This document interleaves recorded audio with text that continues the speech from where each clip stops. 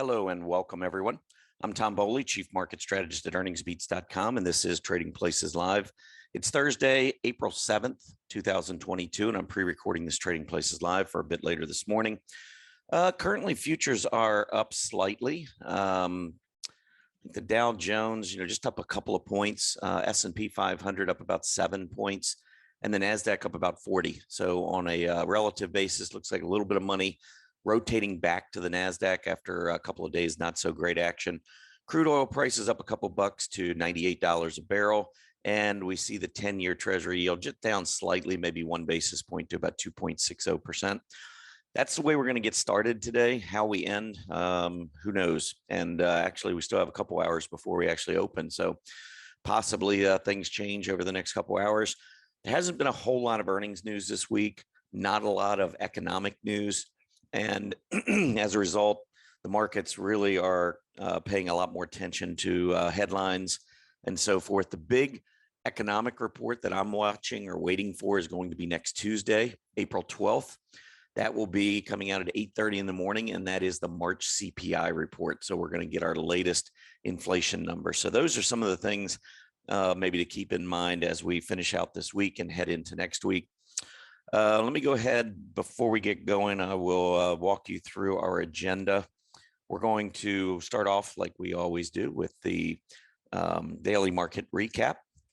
Then we'll get into talking technically, sentiment, earnings spotlight, and we will wrap up with the 3 you must see. Before we do that, I want to take everyone over to earningsbeats.com. Make sure you go over to earningsbeats.com if you're not already a member or a Earnings Beats Digest subscriber. That's our free newsletter. You can just scroll down. You'll find an area where you can sign up for our Earnings Beats Digest newsletter. No credit card required. You can unsubscribe at any time. All it requires is a name and email address. Comes out 3 times a week, normally about an hour before the market opens. Very quick read, couple paragraphs, a chart, and we just use it as an education tool to teach some of the things that we think are important in the stock market. More notably, things like relative strength, earnings, the gaps that result from earnings, candlesticks. We'll go into trend lines, moving averages, those types of things. So a lot of the technical analysis subjects that probably many of you are familiar with, just give you our take on it. Anyhow, if you go over to earningsbeats.com, you'll find the sign up form as you scroll down the page. All right, daily market recap. So here we are looking at Wednesday's action. It's been kind of a crazy week. We started off really strong, especially in technology, consumer discretionary, and communication services. So we thought, okay, maybe this is going to be one of those weeks where we really get things going again, back to the upside. Didn't really pan out. Last 2 days, those 3 aggressive areas have really struggled. We've pulled back yesterday. Dow Jones Industrial Average down 145 points. S&P 500 down 44. NASDAQ down 315 points. So on a percentage basis, the Dow was down 0.4%, 0.4%. The S&P was down just less than 1%. NASDAQ down almost 2.25%. Mid caps down a little over 1%. Small cap, same thing, a little over 1%. Moving on to the sectors, we had utilities up 2%. That was where we saw most of the strength. Of course, that's defense, which is not unusual, by the way, when you have a down day. What worries me about defensive groups leading is when we're having an up day, or when we have an up day, or an up week, or worse yet, an up month, all led by defensive groups like utilities, consumer staples, healthcare, real estate. Those are the 4 you want to keep an eye on. And those were the 4 best performers yesterday, by the way. Anyway, discretionary, technology, communication services, and materials, those were your 4 laggards, the primary laggards. Discretionary losing over 2.5% yesterday. Technology not far behind, a little more than 2.33%. And communication services, which just had an awful last 5 or 6 months, down almost 2% on the day. Materials throwing their hat in the ring, down about 1%. All right, that is not what I wanted there. Let's see, let's move over. Oh, I know, I want to just go back over here and show you the 10-year Treasury yield. I'm not sure how I got off that page, but let's pull this up in the form I like to see it. So you can see the 10-year treasury yield the last week or so has been straight up again. We were down close to 230 after a little pullback. Now we're back up over 260. So a quick 30 basis points just over the past, 4 or 5 trading days. So this is quite the move to the upside.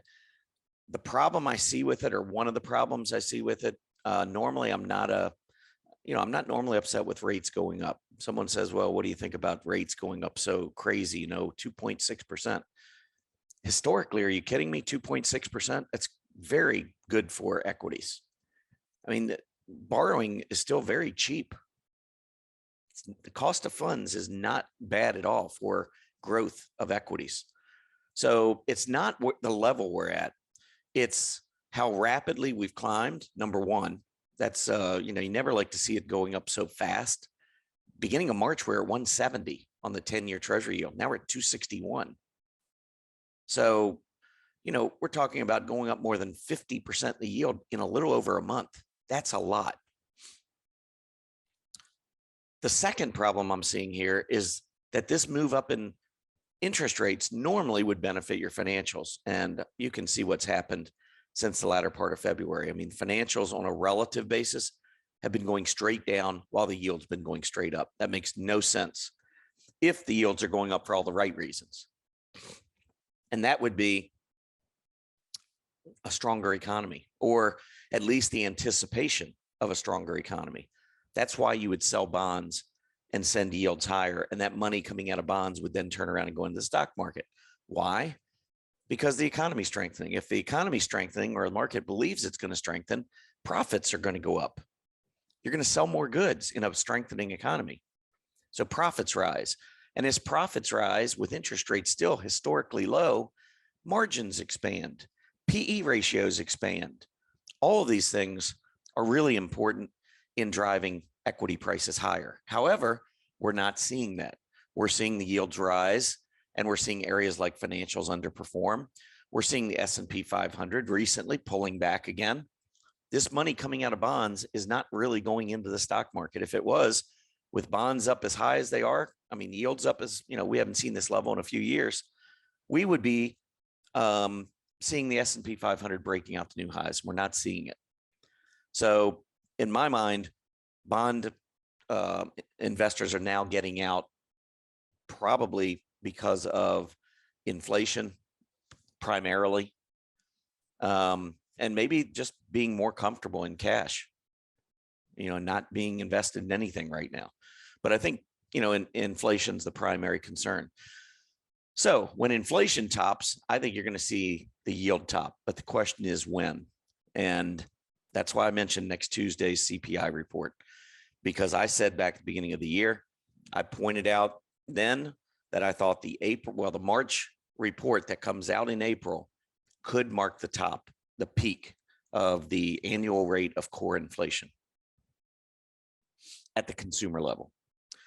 And we're going to find out. I mean, obviously, we're not going to know. I expect we're going to see the annual rate jump again when the report comes out on Tuesday. But I'm going to be very interested to see if we go up any higher than that. I believe we're going to start coming back down after that. Just my opinion. And if we do, history is on my side that we will begin to see money rotating back towards growth and away from value. All right. Let's keep moving on here. Let's talk a little bit about, in talking technically, first, let's just talk about the S&P 500. This is where I generally start most of my technical discussions, because I do view the S&P 500 as the benchmark. I tend to follow the NASDAQ more closely than the S&P, but the NASDAQ doesn't really have much in the way of just there's very few financial companies in the NASDAQ. I mean, some have a little bit of a financial slant, but for the most part, there's not really a whole lot of representation in the NASDAQ with the financials, energy, things like that. So I think the S&P 500 is just a little bit better barometer of all the sectors.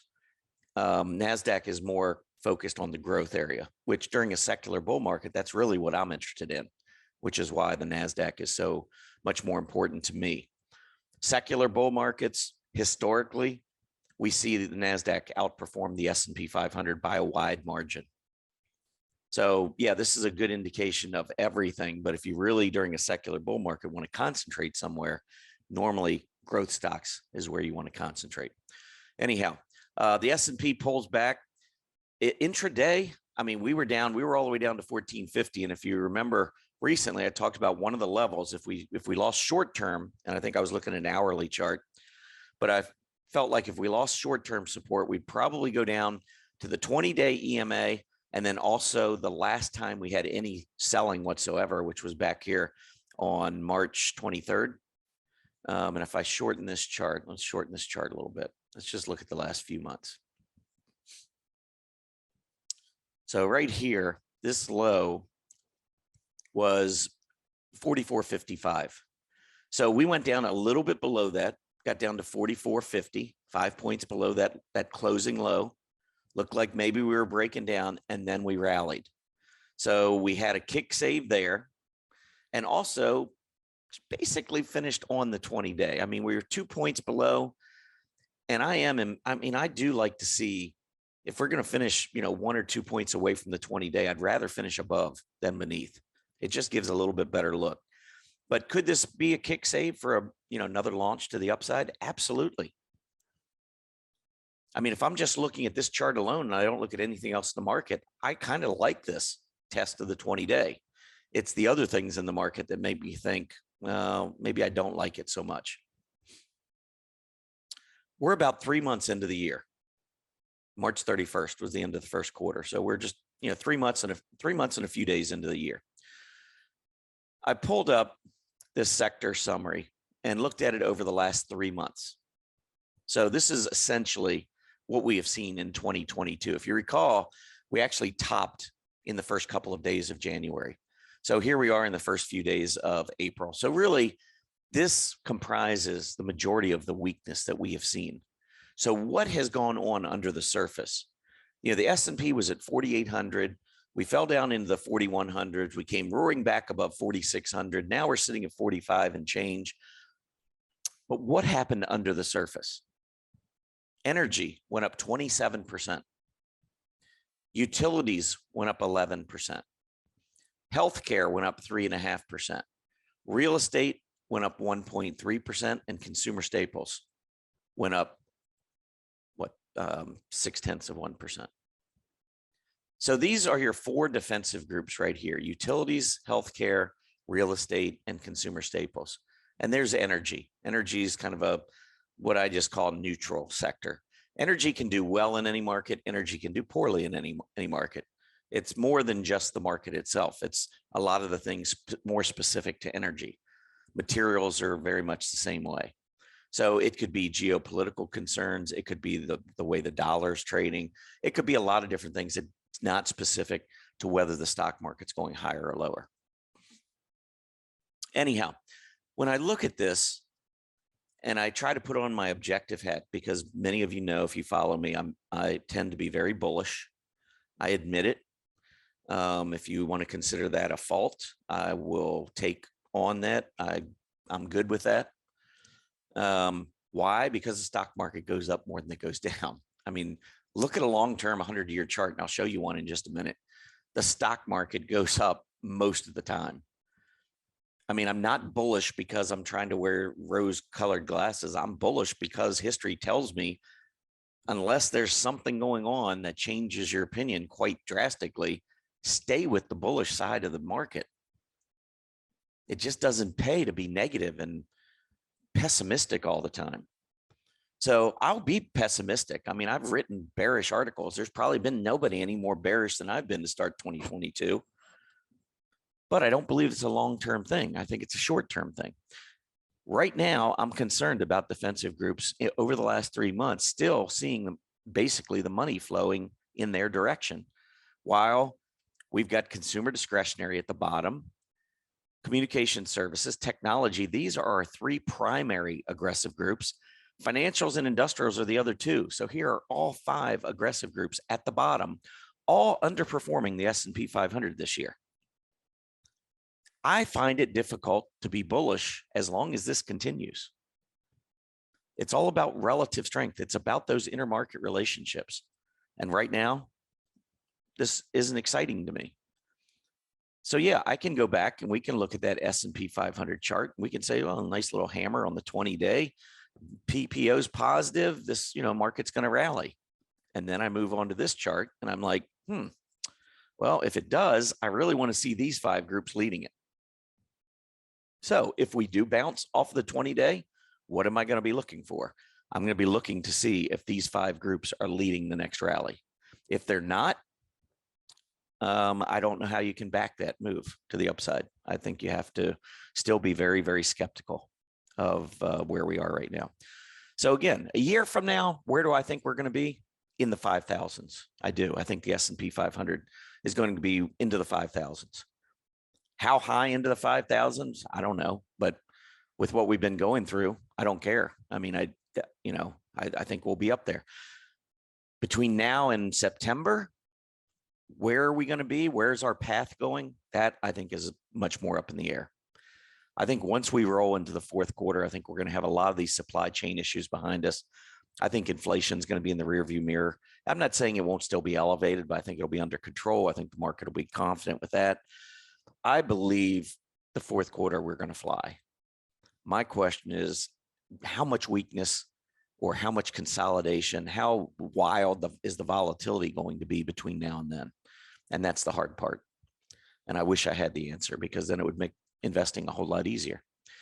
But I would just say, from a long-term perspective, if I'm a long-term buy and holder, I'm just weathering the storm. And that's what this is to me. It's a storm. All right, here's that long-term chart I was talking about. I made this is 100 years going back in the 1920s. And I did this on a quarterly basis. And I always like to talk about perspective. And we think about all the problems that are in the market right now. My gosh, this has been such a horrible year so far. And then you look at this quarterly chart and you're like, really, this is just like a little blip. We haven't really even done anything to the downside. 400 points or 10%. I mean, that really isn't that bad considering, what we've been through. Now, what I want you to focus on is when we're in secular bear markets, like we were from 2000 to 2012. These are quarterly moves. This isn't daily or weekly or even monthly. This is quarterly. You can see how painful, how many quarters it was that we went down here, how many quarters it was that we went down here. You go back in the 1970s, look at the number of quarters going down, and again in the mid 70s. When you're in secular bull markets, sometimes you go many, many, many quarters without even a down quarter. There were the 1990s. I mean, the 1980s were pretty strong, except that would have been October 1987. Right here, a couple of quarters. This would have been during the Persian Gulf War. And I think this right here is going to look a lot like we saw back in 1990. I think there's so many similarities. Just a few years removed from this crash. Here, just a couple years removed from this crash. Here, we were probably about 10 years into this secular bull market, after we broke out above these prior tops. So we were about a decade in when we got to 1990. Well, here we broke out in early 2013. We're about 9 years in right now into this secular bull market. In my opinion, we had a war going on there. We have a war going on here. We had spiking inflation. We had spiking oil prices. We got that now. We had dropping consumer sentiment. We got that now. We had a recession back then. We're talking about that now. I mean, it's almost as close to a repeat of history as we could possibly get. And that's what transpired. Would you be okay with that in the long term if we just pulled back for a little bit? I think so. So, don't get too bent out of shape about the quarter we just had, or even the next quarter or the quarter after that if we struggle over the summer. Pull this chart up from time to time. Just remind yourself that it's okay to have some weakness from time to time. So from a long-term perspective, I would just kind of fluff this off like you would a piece of dust or something, off of you. Not really that big a deal. Now, as a short-term trader, where you're constantly deploying your capital, whether it's on the long side or the short side, yeah, I mean, the next 6 months are going to be really important, and trying to figure out which way it's going, the market's going, is rather critical when you're a short-term trader. So watch the moving averages, watch these beneath the surface signals, which sectors are leading. That's really important, very important to try to figure out what's going on in the market in the short to intermediate term. All right, let's talk a little bit about sentiment. So on the top here, this is another S&P 500 chart, just showing you basically the channel that we've been in. That's the 2009 low. That's the pandemic low back in March of 2020. So that's the bottom. I mean, that's when things were really bad. Financial crisis, healthcare crisis. Look at the fear levels. Fear off the chart at 85 on the VIX. Fear off the chart, actually on the first low, it was off the chart. But even in March, I mean, we were still up around 50. So a panicked market sets major lows that we don't go down to without really serious, something major taking place. I don't see us going back down to this level. I don't think there's anything going on right now that's out of the ordinary, and feel free to disagree. I mean, that's completely up to you. If you believe that things are really that bad and that it's going to eventually hit and cascade to the downside, then you might want to watch this trend line right here, which right now is down around 3,000 or just below. I don't think we go down that far. I think if things escalate over the summer, similar to what we saw back in 2015 and early 2016, and I could see this kind of action, then I think what you're looking at is that middle line. And that's where at the beginning of the year, I told everyone at Market Vision 2022, I could see the market going down to 3,800 and maybe if things were really bad, 3,500. I don't believe that any longer. I don't believe we're going down that far, but I wouldn't be surprised if we retest the recent low, and maybe even, you know, the market always likes to throw one little curveball in and just take out a prior low temporarily. It gets everybody all charged up from the bearish side, and they're pouring in. And about that time, Wall Street jumps in and says, okay, I'll take any share you want to sell at this point. And that's when we come up with these bottoms. So that may be how we evolve. Maybe we go down and double tests. Maybe we go just slightly below one time. I still think there's an outside chance that we could go down to 3,500. I'm not ruling it out. I just don't feel as strongly about it now as I did a month ago because of the rally we've had and the significance of the rally. All right. And then down here on the VIX, if you look at all of these lows, these major lows, not just the 2009 and 2020 lows, but also all of these other intermediate term lows, look at the spikes in the VIX. When the VIX gets up there, it sets bottoms. In January and February, we had a VIX up in the upper 30s. That's pretty high. And notice it coincided with this bottom right here in February. Or actually, I guess that final one may have been March right here. But we had double bottom essentially in February, March. And it was accompanied by a lot of fear. So we've got to at least, keep that in mind. And continue to watch the VIX. The VIX is at 22 right now. Any kind of a move into the 30s is probably, especially upper 30s, is likely marking a major bottom. So remember that if we go back down to lows or close to the recent lows. Next up is the sentiment with the equity-only put-call ratio. And again, the 5-day moving average of the equity-only put-call ratio, when you look at all of these major bottoms that were set, almost every one of them saw the 5-day moving average of the equity-only put-call ratio get to 0.80 or above. This bottom, we only saw it get to 0.7. So I'm not sure we're done yet with the fear.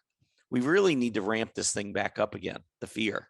And so one side of me feels like for the long term, it would be better if we'd go down one more time and really just change the psyche of the market. And if we ever see the equity only put call ratio get anywhere up close to that 0.8 level, get ready to buy. That is almost guaranteed going to be marking a significant bottom. So keep that in mind. All right, earnings. Earnings spotlight, not really a whole lot going on. I wanted to just mention a couple of stocks. The first one was LEVI. This is Levi Strauss. This stock was up a couple of percent pre-market. But look at the AD line, horrible. Price action trending lower. Relative strength, this is a stock relative to its clothing and accessory peers. It's at a 52-week low. So when I see a stock like this performing so poorly and getting a little pop with earnings, if anything, I'm getting set to short if I was going to trade it. So if you get that gap up, and then especially if you maybe have a failed breakout over the 20-day and come back down, might be an opportunity for a short candidate. CXM. So this is Sprinklr. And on this chart, you can see we've been going sideways. Actually, let me get that inspector button again. I'm going to just tell you the high candle body here is 1275. We've been going sideways for a while. The AD line's not good. Relative strength's not good. But every downtrending stock eventually turns around. Most of them do anyway. And what I'd be watching is for a move through 1275. I think that could jumpstart the stock. Now, you want to see a close, not just an intraday move. You might get a head fake. But a close over 1275 would begin to look pretty good. Now, CXM reported earnings. They only lost 5 cents. They were expected to lose 9 cents. And I'm going to just show you where it's trading right now, pre-market, 1260. It's up $1.21, almost 11%.